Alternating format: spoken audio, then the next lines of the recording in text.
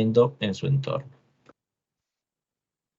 Estos modelos bioinspirados, hoy en día se sabe que estos cambios se efectúan en los genes.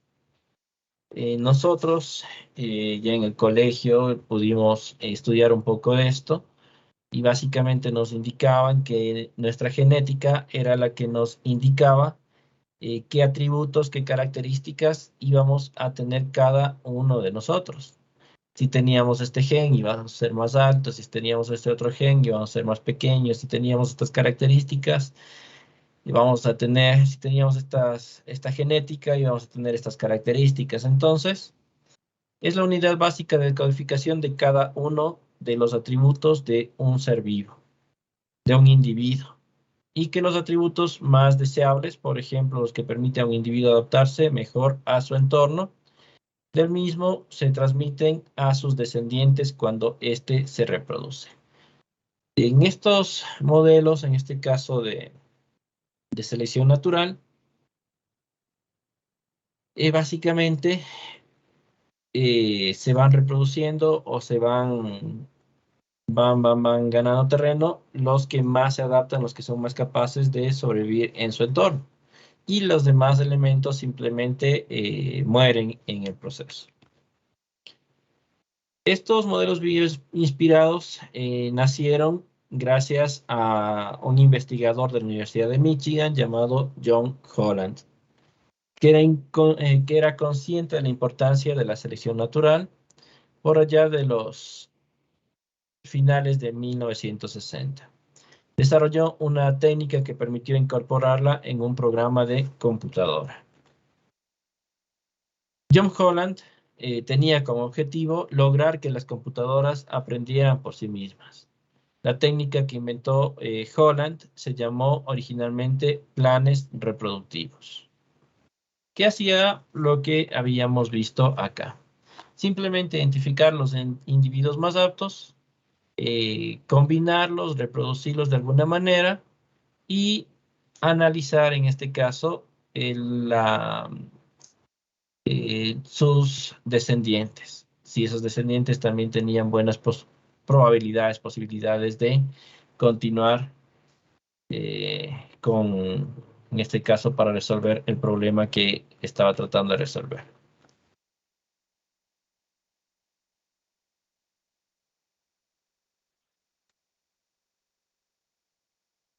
Ya, nosotros vamos a ver en este caso los algoritmos genéticos, que básicamente es un algoritmo matemático altamente paralelizable que maneja un conjunto finito de soluciones individuales, transformándolas con operaciones modeladas de acuerdo al principio darwiniano de reproducción y supervivencia del más apto.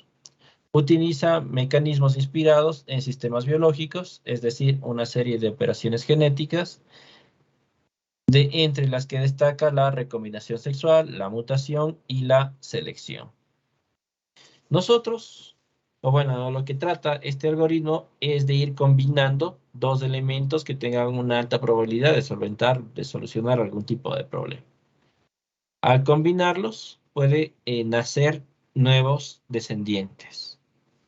También de esos descendientes podemos mutar, como en los genes. Podemos cambiar ciertos genes para obtener algún resultado deseado.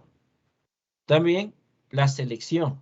Nosotros de esta recombinación, de esta mutación, puede tener una descendencia, puede tener varios hijos. Y nosotros seleccionaremos, o el algoritmo seleccionará cuál es el más adecuado para que continúe con los siguientes procesos, con los siguientes pasos. Como una de las soluciones pueden ser vistas como objetivos matemáticos y suelen ser una cadena de caracteres, pueden ser letras, números de longitud fija que se ajustan al modelo de las cadenas de cromosomas. Y se les asocia con una cierta función matemática que refleja su aptitud. Aquí vamos a tener esta función matemática para reflejar la aptitud. Como habíamos indicado, nosotros vamos a tener una serie de individuos. Y esta serie de individuos, nosotros deberíamos determinar cuáles son los más aptos para la resolución del problema. Entonces, cada uno de estos elementos debería tener, tendríamos la posibilidad de medirle cuál es el más apto. En este caso, para comer la hoja, tendríamos que estos dos elementos son los más aptos para el problema que se está planteando aquí. Y estos tienen una menor probabilidad de, son menos aptos para la solución de este problema. Entonces, nosotros, en las diferentes soluciones que se nos propongan, en los diferentes hijos que tenga, nosotros tendríamos alguna función matemática que nos indique la aptitud para la solución de ese problema. La aplicación más común de los algoritmos genéticos ha sido la solución de problemas de optimización y de búsqueda, en donde han mostrado ser muy eficientes y confiables. De igual manera, como en los algoritmos que veíamos al inicio, no todos los problemas pueden ser resueltos por esta técnica. Y lo que sí se recomienda para verificar, para constatar si ese problema se puede resolver con algoritmos genéticos es lo siguiente. Se recomienda en general tomar en cuenta algunas de las características del problema a resolver antes de intentar usar algoritmos genéticos. El espacio de búsqueda debe ser un espacio finito. Nosotros sabemos que en poder computacional nosotros tenemos límites. Por más potente que sea el ordenador, por más potente que sea el equipo de cómputo, vamos a tener un límite en los datos que vamos a poder procesar. Entonces, los datos que nosotros, el problema que estemos intentando solucionar, el problema que estemos intentando resolver, tiene que ser algo finito, algo que tenga un fin, para que los equipos puedan procesarlo, resolverlo de una manera adecuada. Ahora, como ocurre en estos cálculos computacionales, finito para nosotros puede ser algo que esté en nuestra mente, digamos, del 1 al 100, algo que para nosotros podemos contar fácilmente, pero para el equipo, finito no necesariamente quiere decir algo pequeño. Para un equipo de cómputo puede ser 1 millón de datos, 2 millones de datos, 15 millones de datos. Es algo finito, es algo que tiene su fin y que el equipo puede manejar. También la función de aptitud, que nos indica qué tan buena o mala es cierta solución. Como les decía, para saber si sigo por este camino me va a ir bien o si sigo por este camino me va a ir mal. En todo caso, esta función nos va a indicar qué tan buena o mala es la solución. Las soluciones pueden codificarse de forma que resulte relativamente fácil de implementar en una computadora. Al fin del día, nosotros la solución que le demos al problema va a estar, vamos a tener que trasladarla al ordenador. Entonces, esa solución debe estar, debe codificarse de una forma que nosotros podamos implementarle en la computadora. Ya sea, en este caso, utilizando alguna técnica, algún lenguaje, alguna herramienta, pero que sea posible de pasarle a un ordenador, que pueda transmitir ese algoritmo o esa solución a la computadora. Pero bueno, ¿qué son los algoritmos genéticos? Como ya les decía, es la metáfora subyacente en los algoritmos genéticos, es la evolución natural. En la evolución, cada especie se modifica en la búsqueda de adaptaciones benéficas a un ambiente complicado y cambiante. El conocimiento de cada especie está incorporado a la estructura cromosómica de sus miembros. Entonces, básicamente, nosotros vamos a tener una serie de elementos, una serie de, sí, llamémosles elementos, y cada uno de esos elementos será más apto o menos apto para resolver algún tipo de problema. Lo que nosotros podemos hacer con esos elementos es ir combinándoles, ir mutándoles, ir generando nuevos elementos y evaluando qué tan capaces son de resolver el problema esos nuevos elementos. Por esto, los algoritmos genéticos incorporan la terminología de genética natural y usan principalmente en problemas de optimización y búsqueda de máximos o mínimos. pero no están limitados exclusivamente a esta clase de problemas. En forma más general se los puede definir como algoritmos de búsqueda estocástica multidireccional. Para un problema particular debemos tener los siguientes 5 componentes. Una representación genética de las soluciones potenciales, una forma de crear una población inicial, una función de evaluación que juega el rol de ambiente clasificando los individuos en función de su adaptación, cuál es mejor, cuál es peor, operadores genéticos que alteren la composición de los hijos, ir mezclando padres para generar nuevos hijos, realizando mutaciones a los hijos, en general que genere nuevos hijos. Valores de los parámetros para las distintas variables que usa el algoritmo, tamaño de la población, probabilidad de la aplicación de los operadores genéticos y más. Para saber si es posible usar o no este tipo, continuando. Las soluciones están limitadas a un cierto rango porque su espacio de búsqueda es discreto. Se puede usar espacios de búsqueda continuos cuando el rango de solución sea muy pequeño. La función objetivo que marca el problema de optimización a resolver, la función adaptativa según su terminología, siempre es maximizada y tiene que poder ser definida de forma que se nos indique si es buena o no con cierta solución, premiando en el primer caso y penalizando en el segundo caso. Lo que tratamos aquí es de buscar los individuos que se adapten mejor al problema que estamos tratando de solucionar. Entonces, nosotros vamos a desechar a estos elementos que básicamente tengan una baja probabilidad de solucionar el problema, a los que estén menos aptos en este caso. Eso simplemente no se les tomará en cuenta, simplemente ya no se les volverá a, no se los ignorará, no se los volverá a operar. Pero, en cambio, a los que en este caso indiquen que tienen una alta probabilidad, el término era su función de aptitud.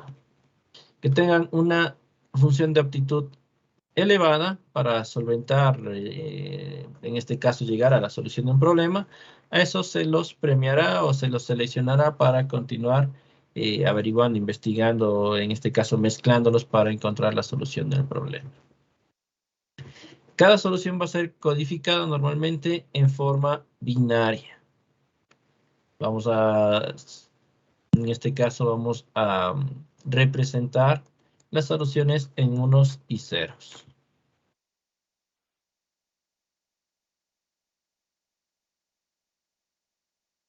Los algoritmos genéticos se utilizan para problemas de muy diversa índole, que no tienen una técnica especializada asociadas a los mismos, en su caso, en combinación a otros métodos para mejorar sus resultados iniciales.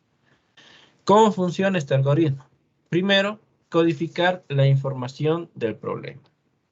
Recuerden que cuando estábamos haciendo estos algoritmos de búsqueda para trasladarnos de una ciudad a otra, una de las principales dificultades era codificar cómo estaba estructurada la ciudad, cómo estaban unidos los diferentes nodos. Entonces, nosotros ahí podíamos, en este caso, codificábamos, ingresábamos la información, ingresábamos que este nodo está atado a este, que este nodo llega a este, y bueno, le dábamos toda la información del problema. Aquí, de igual manera, codificar la información del problema. Generar aleatoriamente la población inicial. Cada individuo necesita tener codificada su información en forma de cromosoma. Cada uno de estos cromosomas son posibles soluciones del problema a estudiar. La evaluación de población. Cada cromosoma se aplica en función de aptitud que ha elegido para su estudio. Mediante esta función asignamos un número real a cada posible solución del problema. Se otorga más probabilidad de emparejamiento a aquellas que sean mejores. Como decía arriba, se premia a las soluciones mejores. En este caso, pudiéndolas emparejar, pudiéndolas en este caso tener hijos a partir de las mejores soluciones. Reproducción. Durante el problema se eligen aleatoriamente los individuos que se van a reproducir y el cruce también se hace de forma aleatoria. Dicho cruce se realiza sobre los genotipos de cada pareja elegida como padres. Mediante el operador de cruzamiento sabremos qué parte del padre y qué parte de la madre pasa a la descendencia, así como el modo. Para esto del modo nosotros tenemos algunas opciones, algunas estrategias, algoritmos para decidir cómo se van a emparejar, cómo se van, en este caso, a mezclar estos individuos. El autor, en este caso Holland, propone el sistema de crossover para seleccionar los individuos y decidir cómo cruzarlos. Y aunque existen otros sistemas, estos son los más utilizados. Tenemos el de n puntos.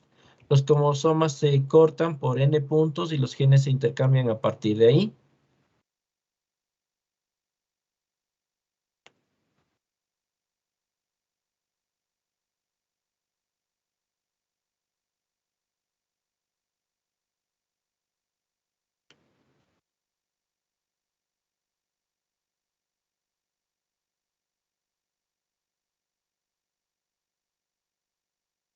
De hecho, este es uno de los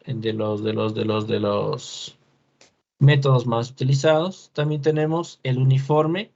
En un patrón aleatorio de unos y ceros se intercambian los bits de dos cromosomas que coincidan donde hay un 1 en el patrón o se genera un número aleatorio para cada gen y supera una probabilidad determinada se intercambia el bit afectado.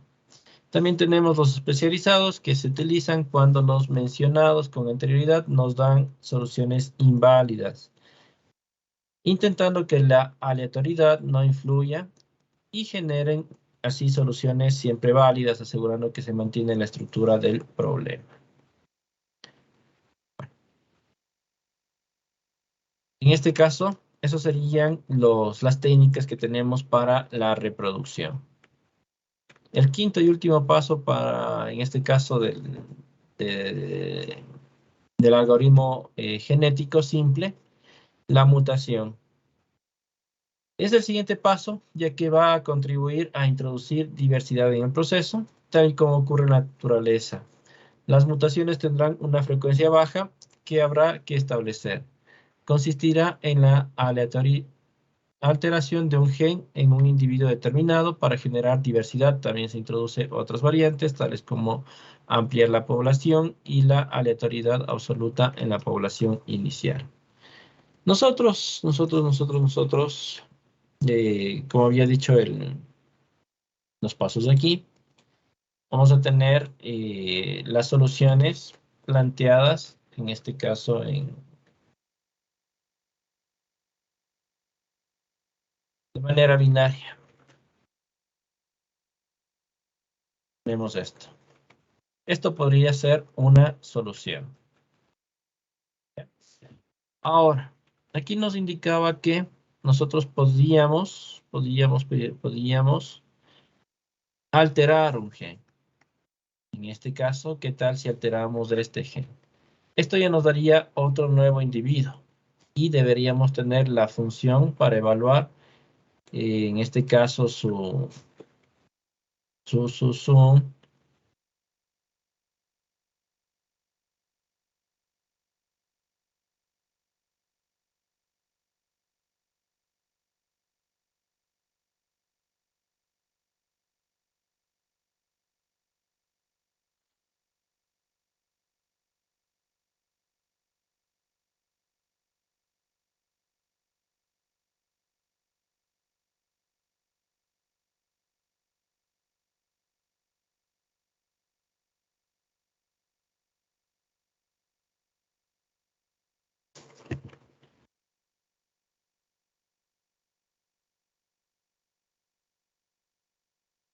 bueno. Entonces, nosotros tendríamos la solución, podríamos modificar algún gen, en este caso, a la solución, y así obtener un nuevo individuo. y evaluar si ese individuo, la aptitud de ese individuo para la solución del problema.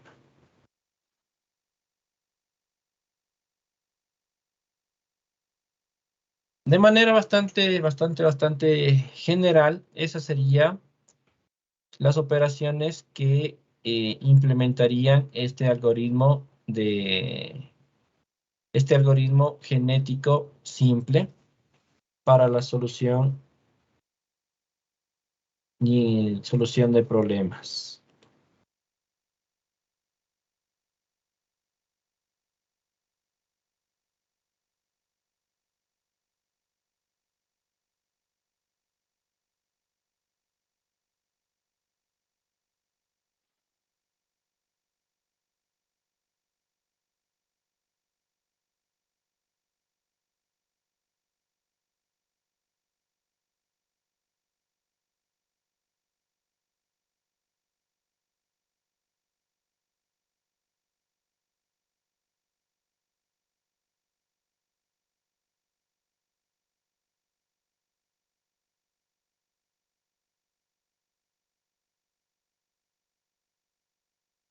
Ya, ahora vamos a ver un pequeño ejemplo de cómo podríamos resolver un problema utilizando este algoritmo genético. Vamos a hacerle algo sencillo. Para eso vamos a necesitar una hoja de Excel, por favor.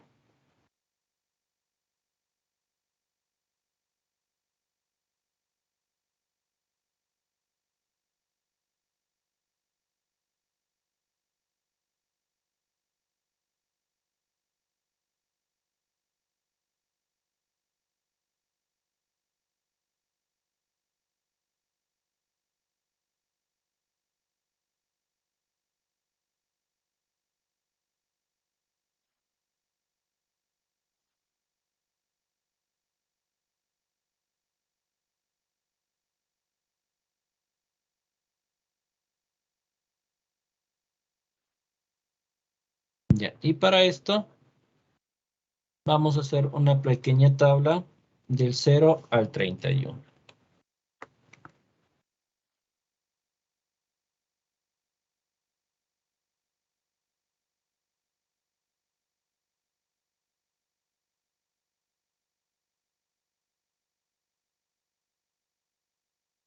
Esta tabla tendrá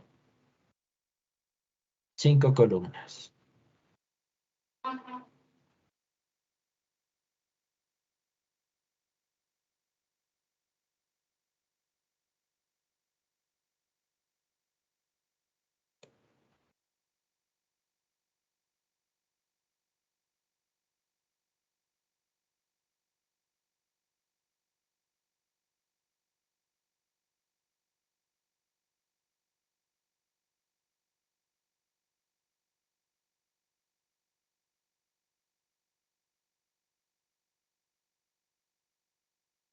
Ya, vamos a dejarle por ese tamaño a esta tabla, por favor.